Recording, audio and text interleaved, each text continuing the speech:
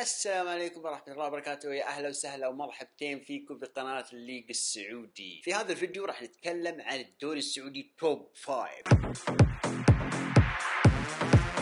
الهدف أن يكون الدوري السعودي ضمن أفضل 5 دوريات في العالم. جملة ذكرتها سكاي سبورت عن الدوري السعودي وعن خطة وزارة الرياضة في السعودية. في تقارير أخرى تقول أن الدوري السعودي يستهدف جلب أفضل 150 لاعب أوروبي أو في الدوريات الأوروبية. في ناس محللين رياضيين عالميين ومعروفين بيقولوا أن الدوري السعودي وخطة السعودية في جعله توب 5 يعني هي زي خطة تشاينا وروسيا، من انه مسوي شيء قريب من اللي قاعد يحصل في الدوري السعودي وانه فشل. لا لا لا لا لا، احنا غير، احنا عندنا استراتيجية وخطة نمشي عليها. لما نقول شيء يصير يعني يصير. يا بلادي واصلي والله معاكي واصلي. اللاعبين والنجوم اللي تم التعاقد معهم من قبل الصندوق واللي موجودين حاليا في السعودية هذول جزء من خطة طويلة المدى، واللي تهدف بالنهاية إلى تحقيق الهدف هو جعل الدوري السعودي من أفضل ال5 دوريات في العالم، توب 5. وبالفعل حقيقة يعني تعاقدات الأندية السعودية في الميركاتو الصيفي هذا فاجأ العالم وسلط الضوء على الدوري السعودي، وما صار في حديث في القنوات العالمية مثل ESPN سبورت، سكاي سبورت، إلا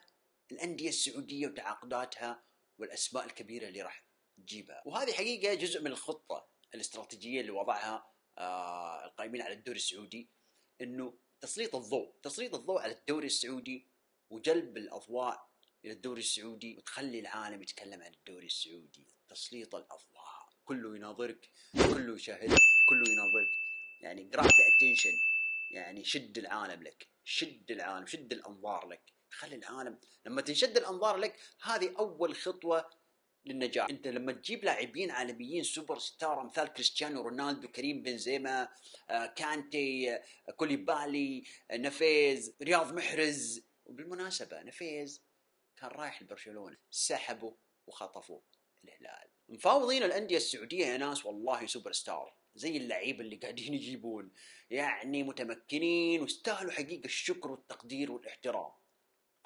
بعد كذا يا جماعة راح يتم جلب اللاعبين الصغار في السن والمواهب. اطبخ يا معلم على نار هادية واحنا معاك.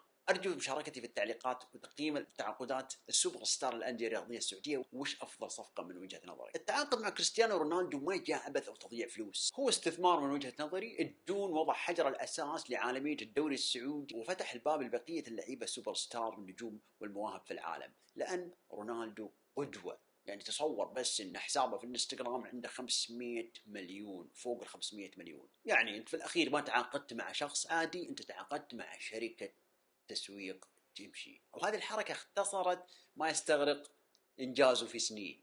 ضربة معلم وذكاء في التخطيط. الخلاصة والزبدة والشيء اللي انا ادوره انا وانت وهي المتعة والإثارة والحماس في الدوري. دوري 23-24 راح يكون حريق النار غير تاريخي، وتوب 5 من الحين. الله ما تدري من يفوز بالدوري، الهلال، الاتحاد، النصر، الشباب، وممكن ستيفن جيرارد الاتفاق. فاشتركوا في القناة وتابعوني وخليكم في المود.